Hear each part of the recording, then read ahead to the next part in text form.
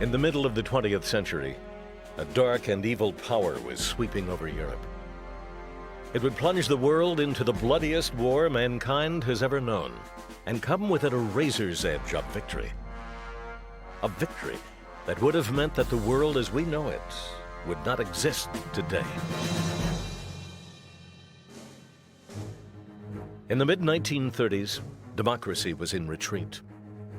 In country after country, elected governments were being replaced by dictators.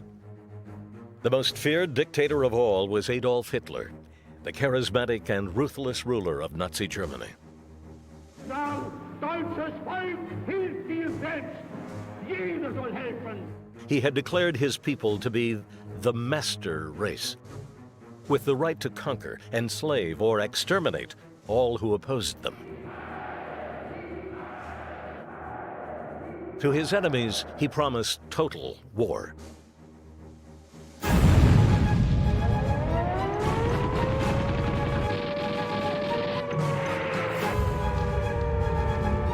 This is London. It is now confirmed that a massive German invasion of Poland has begun. They called it Blitzkrieg, lightning war. Adolf Hitler had unleashed the most fearsome war machine the world had ever seen. On land, at sea, and in the air, nothing, it seemed, could stand up to this terrifying rain of iron and fire. Within months, the free nations of France, Belgium, Poland, Holland, and Norway had become conquered provinces. Their armies smashed by the ferocious onslaught of the German Third Reich.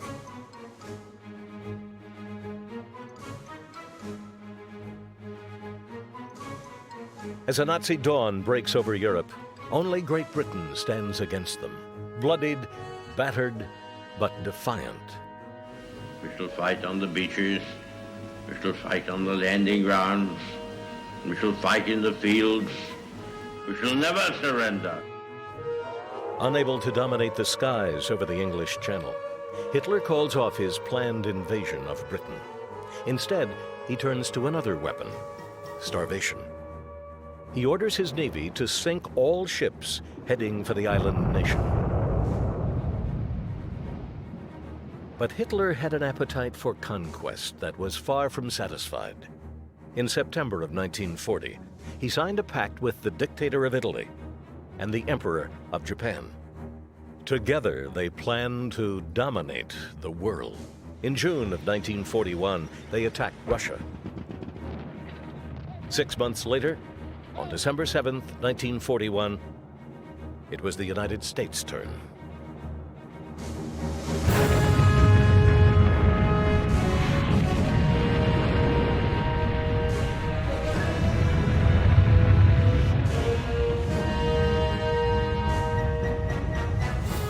Yesterday, December 7th, 1941, a date which will live in infamy. The United States of America was suddenly and deliberately attacked by naval and air forces of the Empire of Japan. For the second time in a century, the flames of war engulfed the entire world. In December of 1941, the free countries of the world faced a desperate situation. The U.S. Pacific Fleet was crippled. England and Russia were battling fiercely to survive, but their supplies of food and weapons were almost exhausted. The war was boiling down to a single stark fact.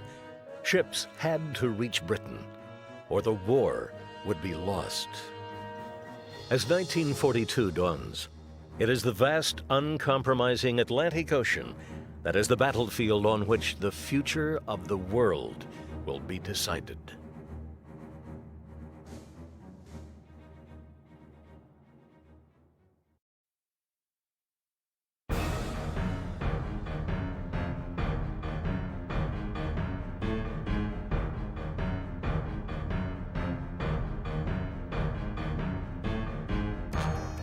On January 11, 1942, the German Navy, known as the Kriegsmarine, unleashed one of its most feared weapons on the United States.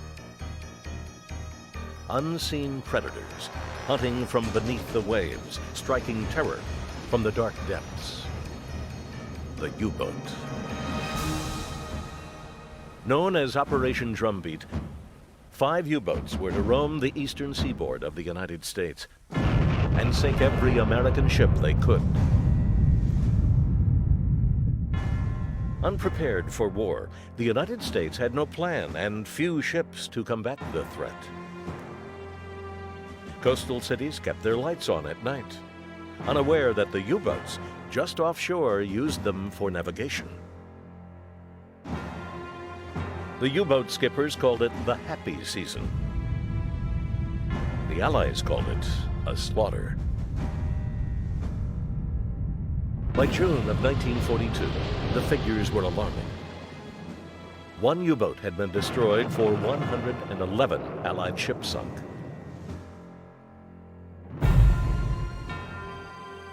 On June 6th, the U-boats began laying mines around Boston, Delaware, and Chesapeake Bay. The stranglehold was tightening.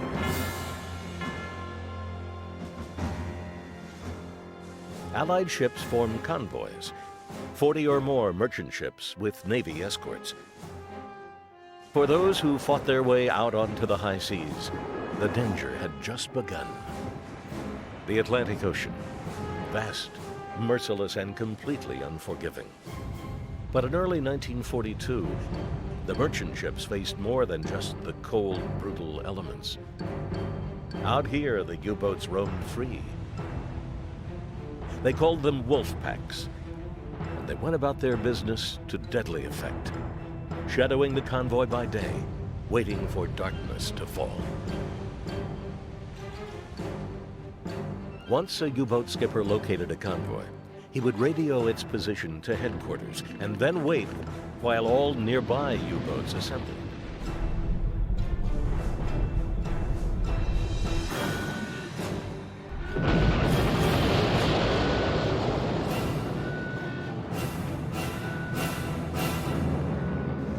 Shore-based aircraft offered some protection, but their range was limited. Beyond their reach, the deadly wolf packs roamed free, and the convoys, with their meager escorts, faced them alone. In 1942, the U-boat sank an incredible 1,150 Allied ships, sending thousands of men to their deaths, and a staggering 7.8 million tons of vital war supplies to the bottom of the Atlantic. In that same period, only 86 U-boats were destroyed. But this grim balance sheet didn't tell the whole story. German heavy industry was in high gear. For every U-boat the Allies managed to sink, it seemed 10 stood ready to take its place. Slowly, relentlessly, and inevitably, the U-boats were winning the war.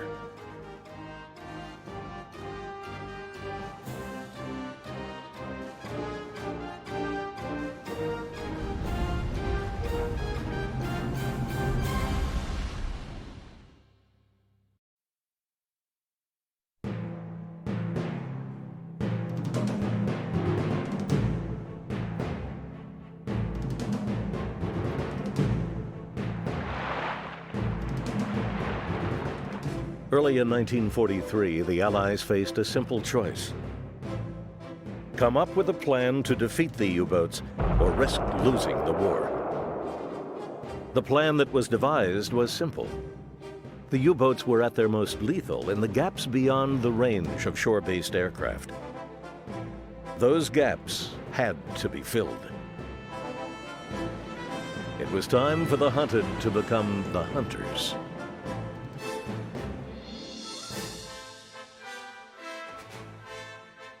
Small task groups were formed, usually 1 small escort aircraft carrier and 4 or 5 destroyer escorts. They had official names like Task Group 22.3, but everybody associated with them knew them as hunter-killer groups. They had one mission: find the U-boats, and kill them. These groups were a far cry from the mighty battle fleets of previous wars, but they were lean, they were agile, and they were deadly. One of these hunter-killer groups, centered on the USS Guadalcanal, was placed under the command of Chicago native Captain Daniel V. Gallery. For the first part of the war, Captain Gallery had commanded a naval air wing based in Iceland. From this frozen rock, he had hunted U-boats from the air. Now he was going to hunt them where they lived. The young sailors under his command were mainly raw recruits. It was only months since they had been school teachers, shopkeepers, farmers, and college students. Captain Gallery's words to them were simple. The motto of this ship is can do, meaning that we will take any tough job that's given to us. This ship will be employed on dangerous duty. We'll either sink the enemy or get sunk ourselves. True to his word, the Guadalcanal and her escort sailed straight into harm's way. First, it was the U-68 that fell to Gallery's depth charges. Then the U-515 was forced to the surface. Her crew abandoned ship just before her skipper opened the sea vents and sent her plummeting to the bottom. The sight of the German sailors abandoning ship burned into Dan Gallery's imagination. To him, U-boats were more than just deadly predators of the deep. They were treasure troves of intelligence, filled with code books, top-secret homing torpedoes, and invaluable information on their speed, dive depths, underwater endurance, and offensive and defensive capabilities. As he watched the U-515 sink below the surface, an idea was growing in his mind: to capture a U-boat and bring it back to the United States intact.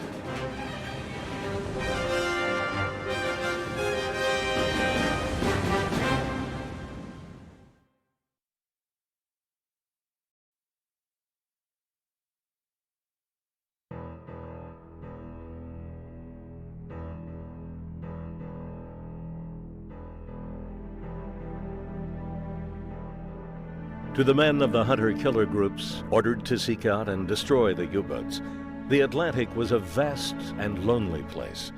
But these men were far from alone. At listening posts dotted around the Atlantic, from Iceland to Africa, the Allies were waiting patiently, exploiting the one weakness in the strategy of the German Navy. From time to time, the German U-boats would surface and radio their home base. When they did, the Allies were listening. But when a German radio transmission was detected, the listening post could only tell one thing: what direction the signal was coming from.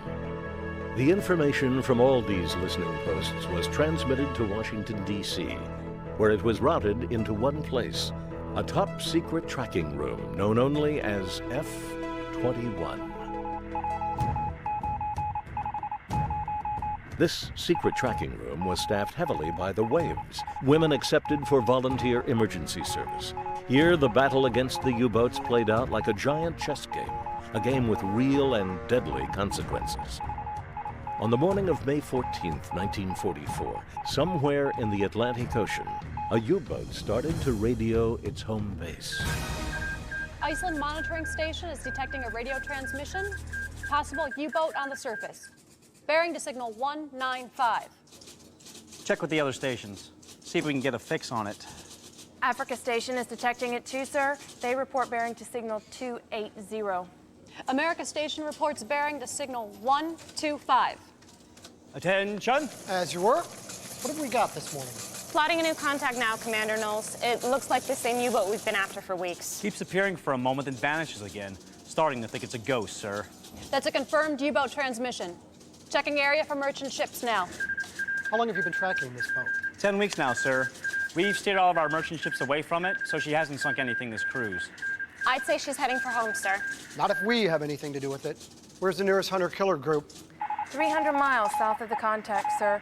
Task Group 22.3, Captain Gallery commanding. That's 3 days away. Check Gallery's fuel status. Ensign, radio Captain Gallery. Tell him there's a U-boat 3 days north of him. Present location somewhere within 80 miles of these coordinates. He's to proceed at his discretion. Aye, aye, sir. 300 miles south of the contact, Dan Gallery and his task force were finishing a patrol, their fuel almost exhausted.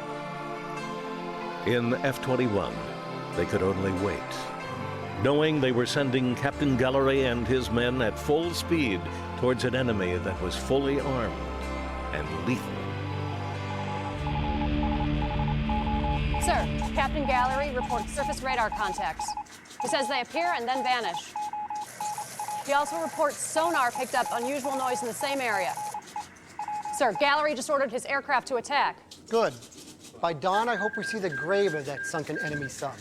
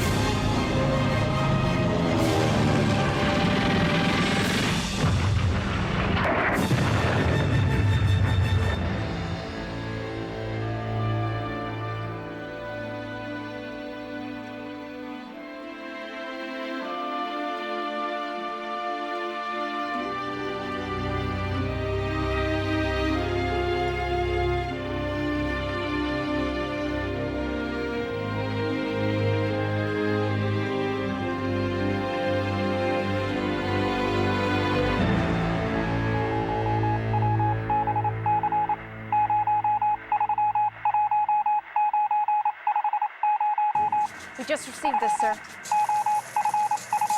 Sun just came up out here. Captain Gallery reports no oil slick, no debris, no submarine. He's going to search for one more night before he heads for Casablanca. He'll be running on fumes when he gets there, sir. He's almost out of fuel. Every instinct Dan Gallery had told him the submarine was close, dangerously close. Now he risked everything to search for one more night. Once more, the men and women of F-21 shared his lonely vigil. Captain Gallery reports no radar contacts, sir. No reports of sonar activity either, sir. Looks like this one got away. Sir, message from 10th Fleet. It's from Captain Gallery. It's Sunday morning, 0700 hours. We searched all night with no contacts. Forced to break off the search. 3 hours ago, I ordered my task group to head to Casablanca to refuel. Looks like we have lost this one. It's another message from 10th Fleet, sir, from Captain Gallery. It's from one of the ships in Gallery's task group, the USS Chatelaine.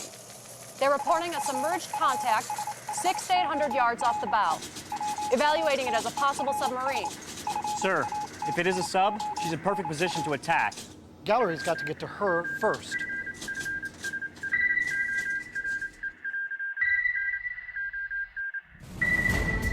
Just hours after they had turned for home, a submarine had penetrated the defenses of Captain Gallery's task group. Somehow, the U-boat had maneuvered into the perfect position to sink one of his ships. What happened next was one of the most courageous and remarkable actions in naval history.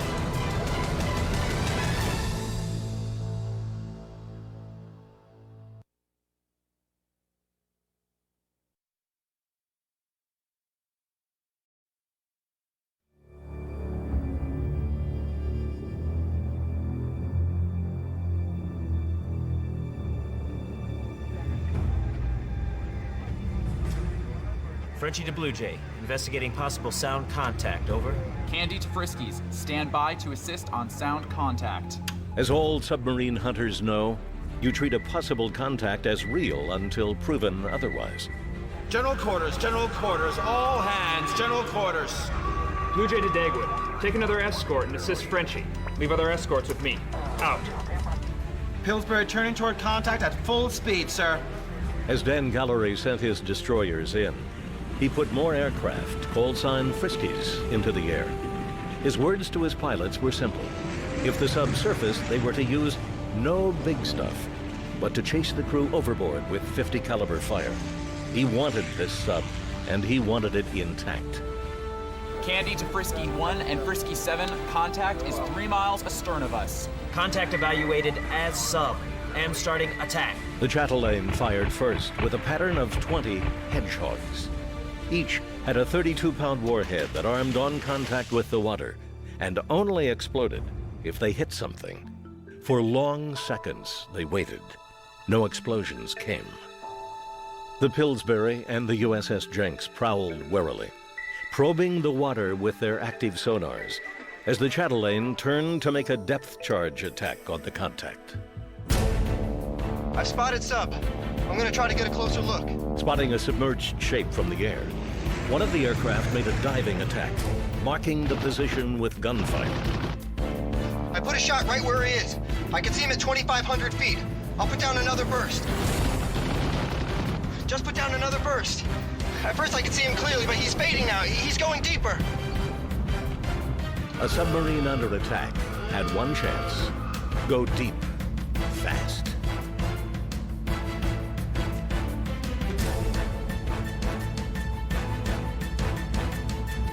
I'll circle spot. Haven't seen him since last burst. At 11:21, 11 minutes after the first sonar contact, the USS Chatelaine fired a spread of 12 600-pound depth charges.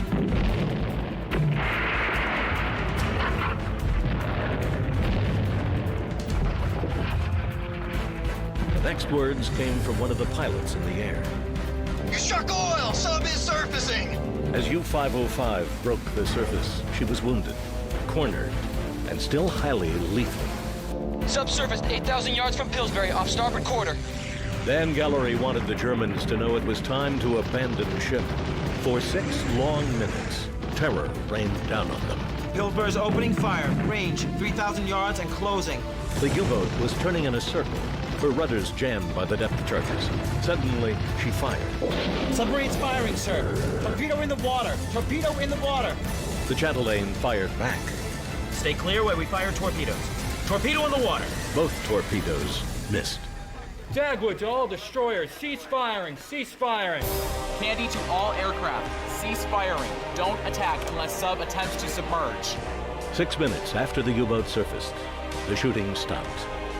1 minute later, the USS Jenks radioed all ships. Men are abandoning ship. There are lots of men in the water.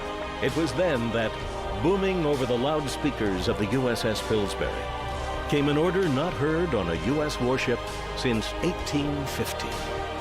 Away all boarding parties. Away all boarding parties.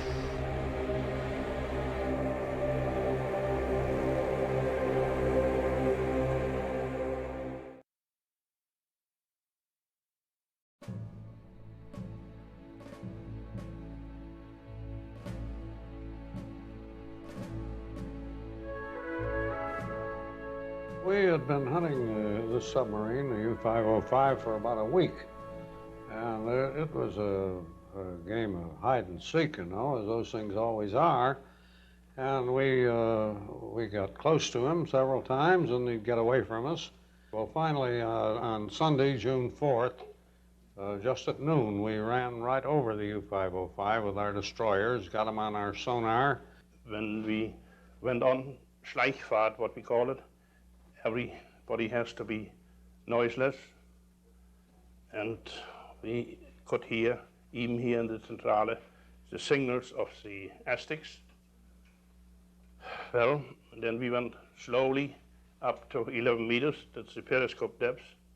I went up to the conning tower and threw the periscope out, and I saw 5 destroyers around me, a very good position, and perhaps 10 or 12 aeroplanes in the air, and far off a carrier.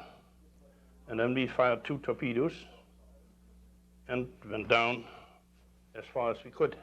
But I think in the clear water, the aeroplanes could see us very good, the shadow at least, and so they spotted that point with gunfire, and the destroyers had it easy to go across this line and place their depth charges, and they placed them good. Depth charged them, shook them up very badly, and forced them to surface. After a couple of seconds, everything was falling out. You see, if you are hit in a boat with depth charges, everything is shaking in here. No, the electric light was out, and the deep controllers fell out, and we only can guess how deep we were. I figure about 220, 230 meters.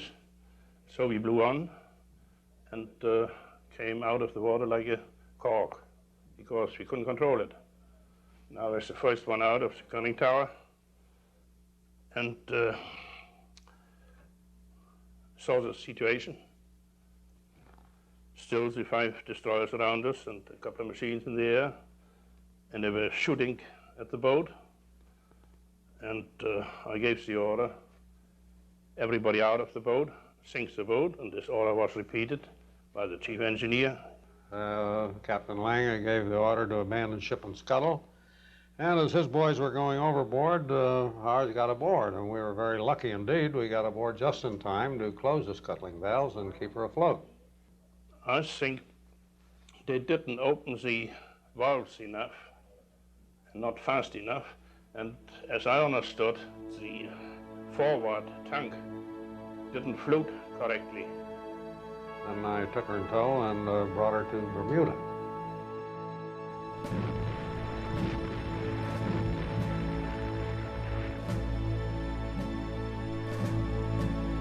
The Second World War was the bloodiest war mankind has ever fought, claiming over 50 million lives.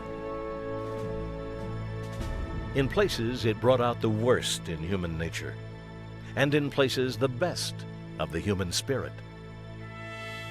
It was a war where true evil, armed with the most terrifying war machine the world had ever seen, sought to extinguish the flame of democracy and dignity for all.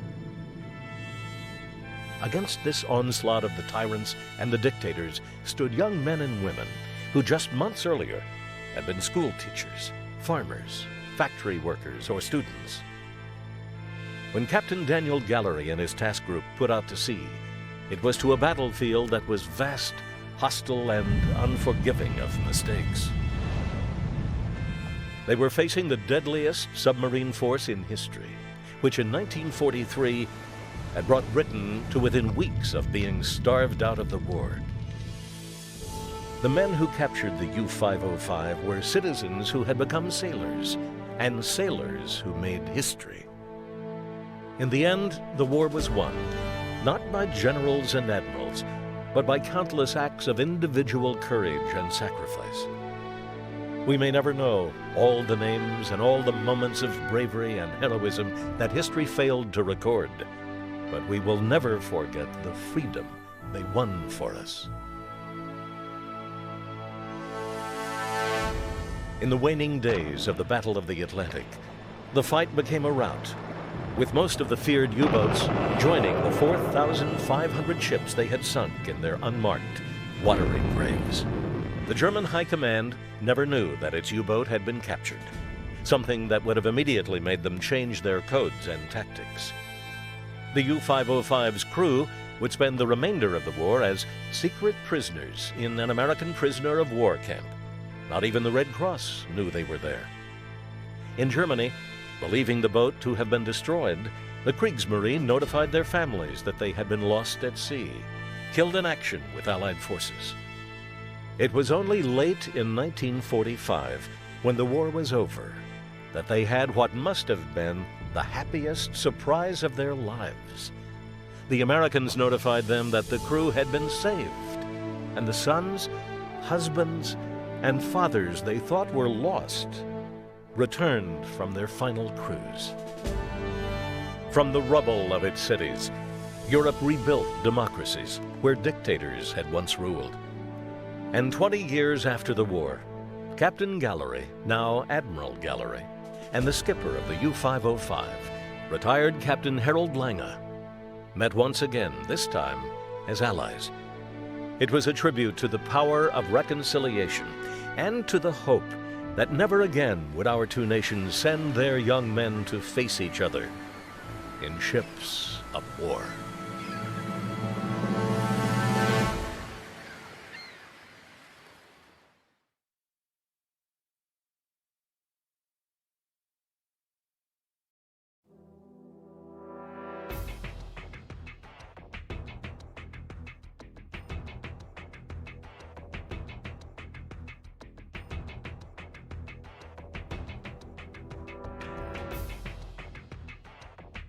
Getting to the stricken submarine quickly was critical if Dan Gallery and his men were to capture the U-boat intact.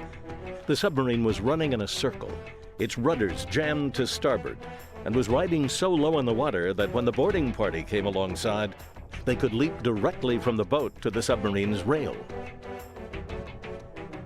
Their first discovery was a dead German sailor lying next to the conning tower hatch, a grim reminder of the deadly business they were embarked on. Lieutenant David, Arthur Nispel, and Stanley Wadowiak were the first three down the hatch. Of the three of them, only Lieutenant David had ever seen the inside of a submarine before. But that one had not been sinking. The U-boat was deserted, alone on a runaway enemy boat that was slipping quickly beneath the waves. Time was against them. But that wasn't all. Standard operating procedure called for U-boat commanders to arm explosive scuttling charges to guarantee there would be no captures. The charges had 9 to 12-minute fuses. The journey to the U-boat had taken the boarding party 7 to 8 minutes. Knowing that explosions could rip the submarine open at any moment, Lieutenant David called for the men on deck to come down and help, while he and his crew raced forward to the radio room and the captain's cabin. Their first goal was to find the 3 safes they knew were aboard and grab as much classified material as possible.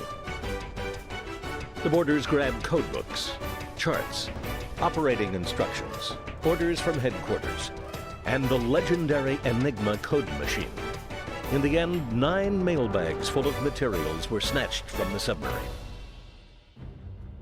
From the decks of the nearby destroyers, the crews watched anxiously. Already about 10 degrees down by the stern, the U-505 was riding deeper and deeper in the water. One of the next men down the hatch was Zenon B. Lukosius, known as Luke. As a second-class motor machinist, he had been chosen for specific tasks on the boarding party. What he saw as he came down the ladder changed all that. Water was rushing into the submarine. Wayne, get over here! Now joined by Wayne Pickles, Luke saw the sea strainer cover. Before abandoning ship, a German sailor had removed the cover from the sea strainer and opened the main valve, letting the ocean flood in. With the valve open and the cover off, they were minutes away from being dragged down to the deadly, crushing depths of the ocean. Hope this thing's not rigged. They had been trained to expect booby traps, and this would be a perfect one. Running his fingers around the cover, he felt no wires. With precious seconds ticking away, he had to take a chance. Here goes nothing. He picked it up. Luck was with them, and moments later, Zenon Lukosius had replaced the sea strainer and stopped the flooding. But the danger was far from over. Commander Earl Trissino and an additional boarding party from the Guadalcanal came aboard to take command of the dying sub. The U-505, her rudders jammed, was still circling at 6 knots. Trissino and his men arrived with a bang as a swell smashed their boat against the hull and sank it. By luck, the impact threw him and his men onto the deck. Closing the hatch behind them to prevent further flooding, Commander Trissino spent the next few hours in the bilges and under floor plates, tracing pipes and trying to figure out which valves to close.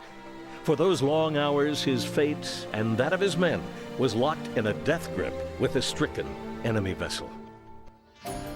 The Pillsbury came alongside to pass over pumps and render assistance, not knowing she was sailing into serious trouble. Unlike American submarines, U-boats kept their dive planes extended at all times, something you couldn't see from the surface.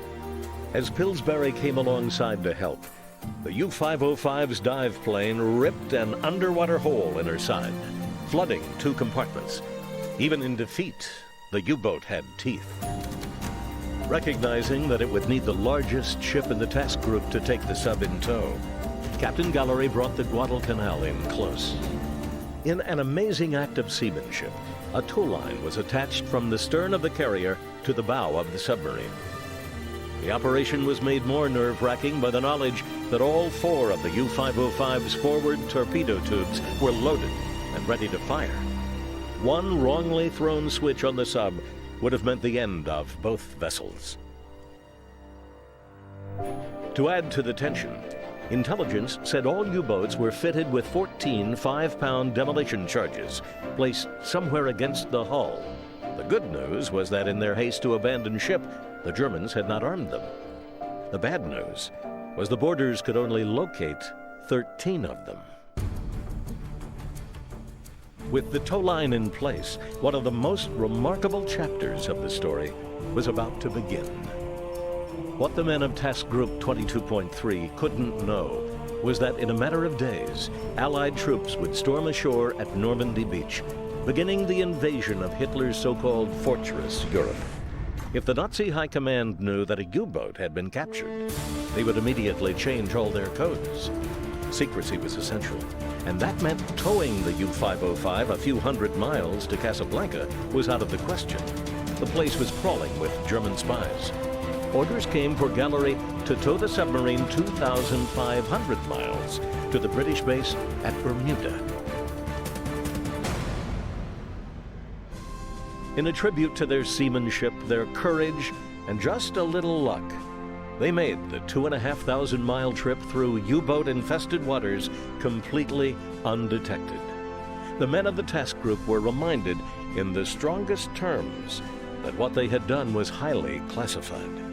Despite their amazing heroism, it would be years before any of the men involved could breathe a word about the incredible feat they had accomplished.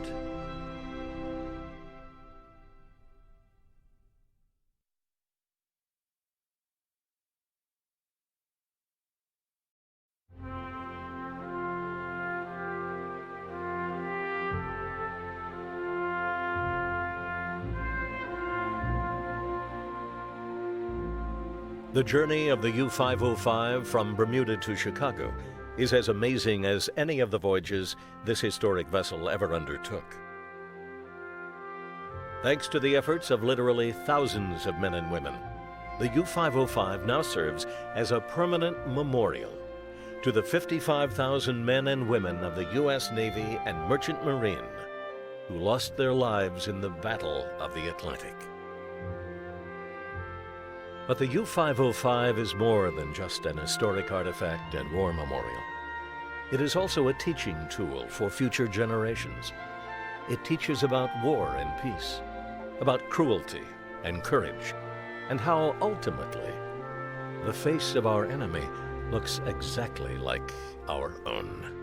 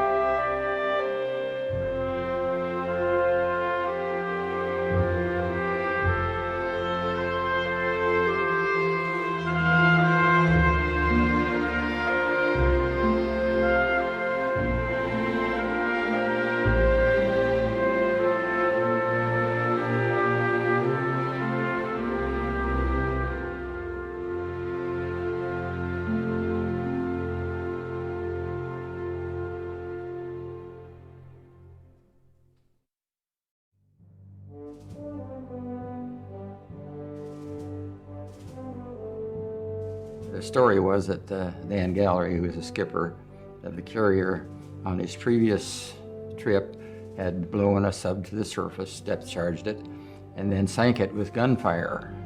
And so when he made his report back to his superiors, he told them, I think I can capture one and bring it back. So they said, well, do it. And that's what he went out to do. When we started out, we had no idea that that's what we were there for. We were just looking for submarines. That's all we knew. And turned out later that he was out there for the purpose of capturing a sub and bringing it back. Picked up the contact on this submarine, U-505.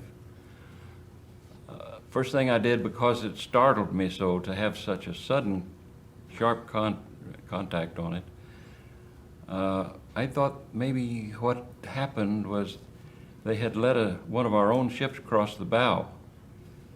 But sometimes they won't tell you about it.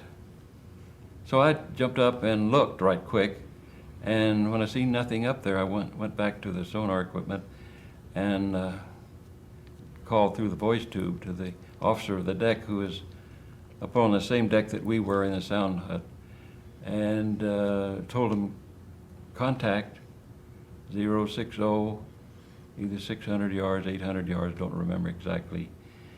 And they called general quarters immediately, and all the gunners and depth charge people manned their battle stations, and also on the hedgehogs.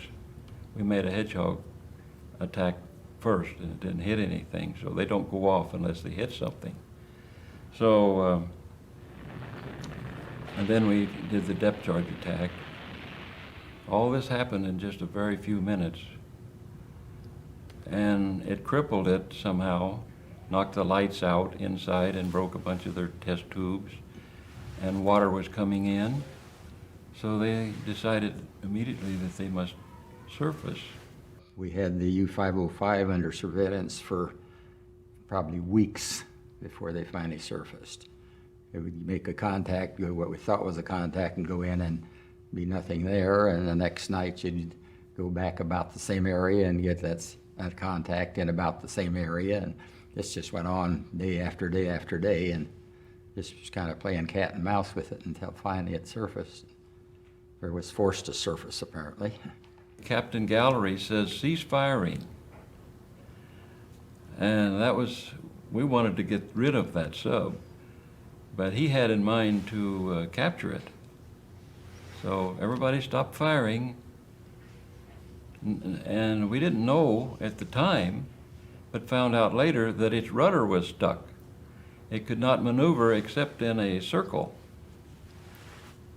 And it was coming toward us. It looked like, and we were sitting dead in the water at that time. It looked like it was going to ram us. But the captain started the engines up and moved away. And then the boarding parties then were started. This was a Sunday morning off the coast of Africa. I had just attended church services down on the hangar deck, and the general quarters were sounded, and we were all at our battle stations. And I was down in the bow of the ship. My station was damage control officer at that time. The short time after that, the away boarding parties was sounded. And I couldn't believe my ears, that boarding parties. You know, we'd been training since we'd left Norfolk, but never in our lives did we really think that it would come about. And we almost captured the 515. This is where this all started. And I guess when we went back to port, they got together and said, wouldn't it be great if we could capture a German submarine, you know? Yeah, well, we never thought this would actually happen, you know?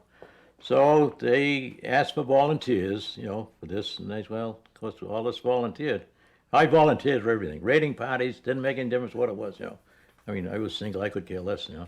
We'd practice swinging them boat davits out, and we'd time it and see how long it took to get that boat to the rail, you know, lowering on block and tackle. They wanted the charts, mainly, in the code books. They could care less about the rest of the stuff, you know. Between that and the Enigma, if they had the charts and the code books, that's all they wanted. Gallery passed word, Lieutenant Hampton report to Captain Gallery on the bridge. So I wondered, what in the world now? So up I go and slowed him, and he pointed to the sub over there. You can barely see it, it's almost underwater. Says, there's your command over there, good luck. And that's it. And as we were going towards the sub, we were passing the German sailors that were abandoning the sub. And as we were going by, they would say, save me, comrade, save me, comrade. And I remember, I said, somebody's going to pick you up. We're not going to ban you. I said, we're going after the submarine. So, but they were begging us to save them. They were all had their life jackets on, and then that's when we went to the sub. And the thing about it is, the sub was down far enough where we could get right up alongside, and we jumped from our boat right up to the top of the rail there. Up to the rail, and because that's how far it was down in the water. So we just jumped right across and went down. And out there, it was surprised that the lights were still on and it was still running. And as I come down the ladder and I was going toward the engine room, to my left, I could see water coming in. And lucky for us, see, this was a sea strainer, but the cover was off and the water was coming in. And see, that's how they were going to scuttle that submarine, because so much water, and it was going to tilt it enough where it was going to slide down. It was sinking. It was down. You know, the bow was up and the stern was down, and they're down there looking for the plate. And he happened to, be fiddling around with his hands, and he found the plate, and he closed the cover, and that was it. Of course, the U-boat is circling, at about 6-7 knots continuously because the rudders were jammed. We were told about booby traps, and I remember telling Wayne, I run my hand around this cover, because, well, I didn't know if there was a booby trap under this cover. So I said, Wayne, here goes nothing. So and I picked it up, and no explosion. So I did put the cover on the sea strainer, and there was enough room between the nuts that hold it down. See, there was wing nuts. With the water coming in, I could slip them on, and water still, till I tightened all the nuts down. Now, the water was in here, but it was below decks. We were not walking in water. But if a little bit more water, it would have tilted just a little more, and then no matter, no saving it, it would have gone down. And I watched that water and the bulkhead come up, come up, come up, and it come up about 18 inches of there, and the sub was getting like this. And it got to be to where it was practically a neutral buoyancy, see? And it leveled off and it wasn't climbing anymore. And we held on, your feet wanted to run. You wanted to get out of there because we were back aft, you know what I mean? You had to go forward to the control room to go into the conning tower to escape. And I said, I think we got it. Let's secure and get out of here. When he opened the hatch, green water came down. The whole sea came in and on top of us. He closed the hatch, come down, and we shook hands goodbye. And I said, look, the only thing is you get up there and get close. And I said, open up and I'll push you out, close it, then I'll open down below to see if I can get to the surface with another bubble there. So he got up there and I had on his butt, ready to push him out so I could grab the wheel to pull the hatch down. I said, sing out when you're ready. He said, okay, Commander. And when he did, he opened it up, and we saw sunlight. I think both of us came out of that hatch at one time, a one-man hatch. And we got up there, and there was a little step up at the conning tower bridge there.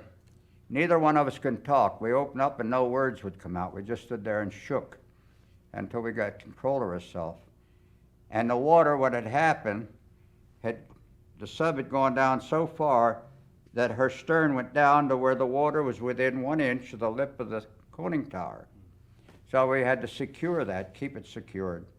And anybody that went down below or anything like that, they waited till the wave, she was at the top of the wave, and then go down and close the conning tower hatch back of them. It was scary when we got, not while we were doing it, it's when we got back, I said, my God, I'm lucky I'm alive, We never thought it would happen, but it did. Yeah. So that's why I volunteered. I didn't want to be in the engine room. I wanted to be up there either shooting at them or catching them. Yeah. Being young, I had no brains anyhow. But when I got back to the ship and we're standing there, and all of a sudden I started shaking. You know, really, when you think what happened, you know, we're lucky we got out of there. And so I forget who, I don't know, it was Castleman or Commander Holly said, get down to the sick bay and get a couple of shots, you know. So that's the only time I had liquor aboard a ship.